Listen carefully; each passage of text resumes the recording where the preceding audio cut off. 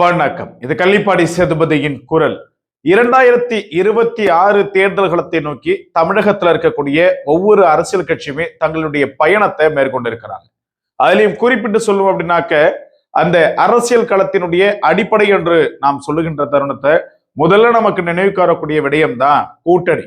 யார் யாருடன் கூட்டணி, யார் யாருடைய கூட்டணியில் இணைய போகிறார்கள், யார் வெளியே இருக்கிறார்கள் என்பது போன்ற பல்வேறு கேள்விகள் என்பது தேர்தல் நெருங்க நெருங்க எல்லோரும் அதிலுமே எழும்.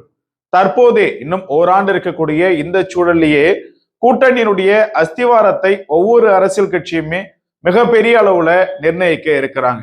அதுல குறிப்பிட்டு சொல்லணும் அப்படின்னாக்க, பன்மையில திருமாவளவன் அவர்கள் கூட சொன்னார், நாங்க திமுகவுடைய கூட்டணியில தான் இருப்போம், திமுகவினுடைய கூட்டணியை விட்டு விலகவே மாட்டோம்னு சொல்லிட்டு அவங்களுடைய சார்பு பேச்சு பேசியிருக்கிறாங்க.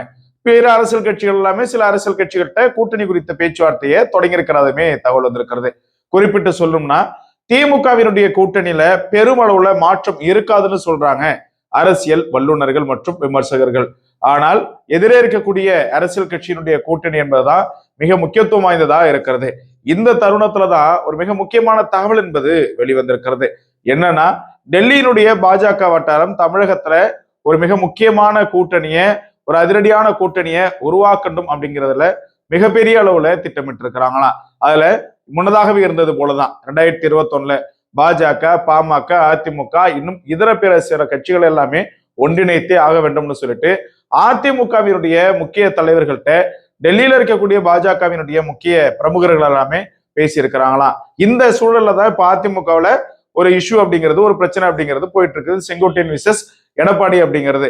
இந்த மாதிரியான பிரச்சனைகள் எதுவுமே இல்லாம எல்லோரையுமே ஒருங்கிணைச்சு அடுத்தது இன்னும் குறிப்பிட்டு சொல்லணும் அப்படின்னாக்க, நம்மளுடைய டிடிவி தினகரன் அவர்களையுமே அதிமுகவோடு இணைத்து, சசிகலா அவர்களுடையுமே அதிமுகவோடு இணைத்து எந்த ஒரு பிளவும் இல்லாத அளவிற்கு இந்த கூட்டணியை உருவாக்க திட்டமிட்டு இருக்கிறாங்களா டெல்லியினுடைய பாஜக வட்டாரம்.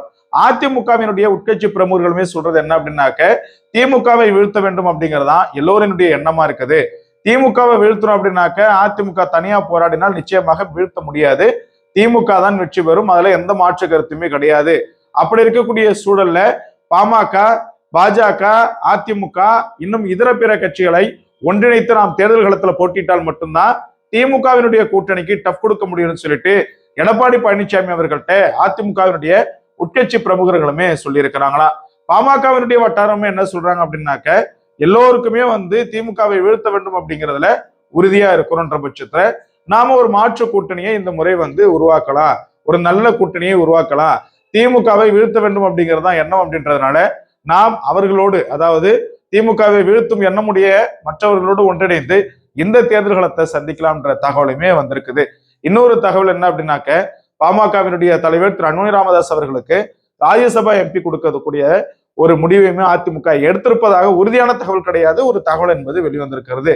மேலும் பாமகவினுடைய தலைவர் திரு அன்புமணி ராமதாஸ் அவர்கள் சட்டமன்ற தேர்தல்களில் போட்டியிட போறது இல்லையா. பாமகவினுடைய தலைவர் திரு அன்புமணி ராமதாஸ் அவர்களுடைய துணைவியார் திருமதி சௌமியா அன்புமணி ராமதாஸ் அவர்கள் தமிழகத்துல மிக முக்கியமான தொகுதியா பார்க்கப்படக்கூடிய மேட்டூர் தொகுதியில அவர்கள் சட்டமன்ற உறுப்பினராக போட்டியிடுவதற்கான வாய்ப்பு இருப்பதாமே கூடுதல் தகவல் கிடைச்சிருக்கிறாங்களா. மே மாதம் டெல்லியில இருக்கக்கூடிய முக்கிய தலைவர் பாஜகவை சார்ந்தவர் தமிழகத்துக்கு வருகிறார். பாமக, அதிமுக இன்னும் இதர பிற கட்சிகள் எல்லாமே அவங்களுடைய தலைவர்கள் எல்லாமே சந்தித்து கூட்டணியை வெகு விரைவில், அதாவது ரொம்பலாம் காலதாமதம் படுத்த வேணாம், வெகு விரைவில் நம்ம இந்த கூட்டணியை அறிவிச்சு அதற்கான பணிகளை, யாருக்கு எவ்வளவு சீட்டு, யார் யார் எங்கெங்க நிக்கிறாங்க அப்படின்றத உறுதி செய்துவிட்டு மே மாதம் அல்லது அதுக்கு அடுத்து வரக்கூடிய ஜூன் மாதத்திலேயே இந்த கூட்டணியை அறிவிக்க போறதாகவே ஒரு தகவல் என்பது வெளிவந்திருக்கிறது. பொறுத்திருந்து பார்ப்போம் நடப்பது என்னவென்று. யார் யாருடனான கூட்டணியில் இணைந்தால் எவ்வாறாக இருக்கும் அப்படிங்கிற உங்களுடைய கருத்தை கீழே கமெண்ட் செக்ஷன்ல பதிவு பண்ணுங்க. நன்றி, வணக்கம்.